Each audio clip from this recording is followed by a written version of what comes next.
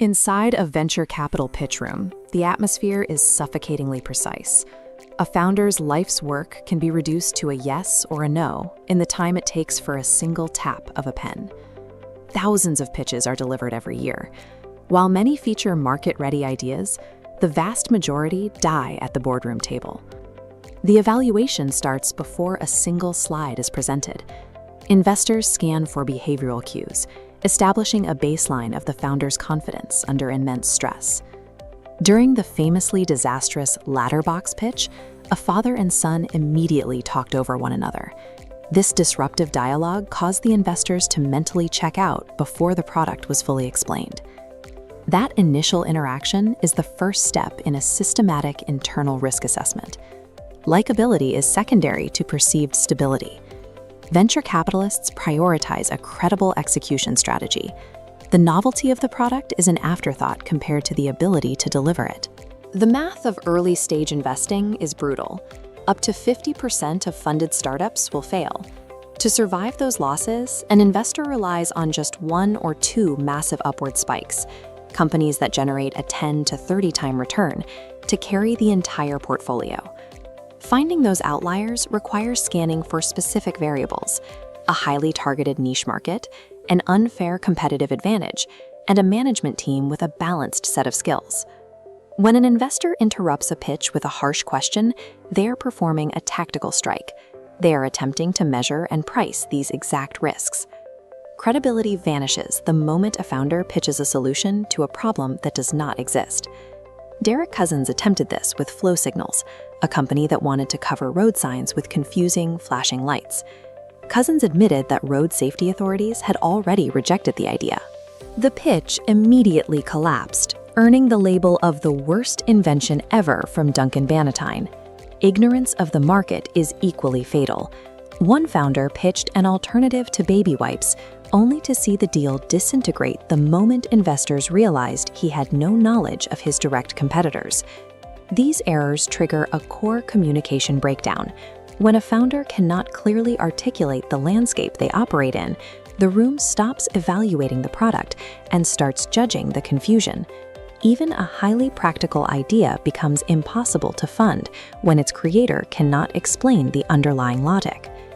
Extreme confidence, when misapplied to a company's worth, is a severe red flag. Curiosity gaps open the moment a founder's valuation becomes untethered from reality.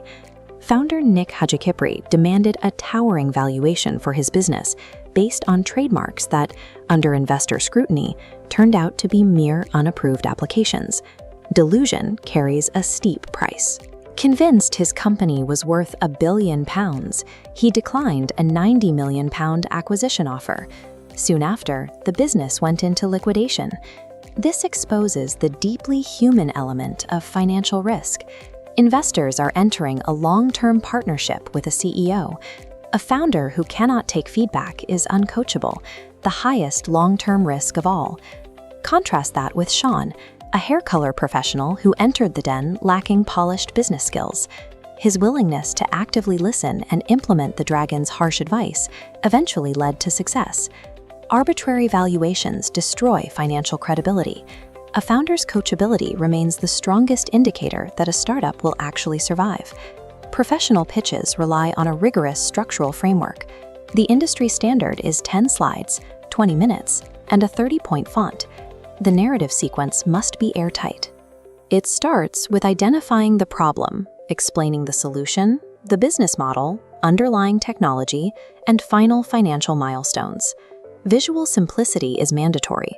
Dense text forces the investor to read instead of listen. Success depends on clean diagrams and objective proof of concept. Behind those simple visuals, the financial modeling must be bulletproof. A founder must stand ready to defend gross profit margins and revenue assumptions under intense cross-examination. Investors accept that history is rarely perfect. They strictly demand a founder who can defend their financial decisions with evidence. Even with rigorous data, risk assessment is an imperfect science. Sometimes investors analyze the pitch and still get it completely wrong. Rob Law stood in the den and pitched Trunky, a ride-on suitcase for children. His presentation was picked apart, and he walked away with nothing. Today, Trunky operates its own factory and has won over 100 design awards. And Peter Jones later publicly admitted that he regretted passing on the deal. Many rejected startups fail when the founders struggle to translate their vision into the cold, logical language of capital. The rules of that room are unforgiving. Preparation beats improvisation. Evidence beats hype. Clarity beats complexity. The pitches that succeed reduce uncertainty. Securing capital requires a mastery of the language used by those saying, "I'm in."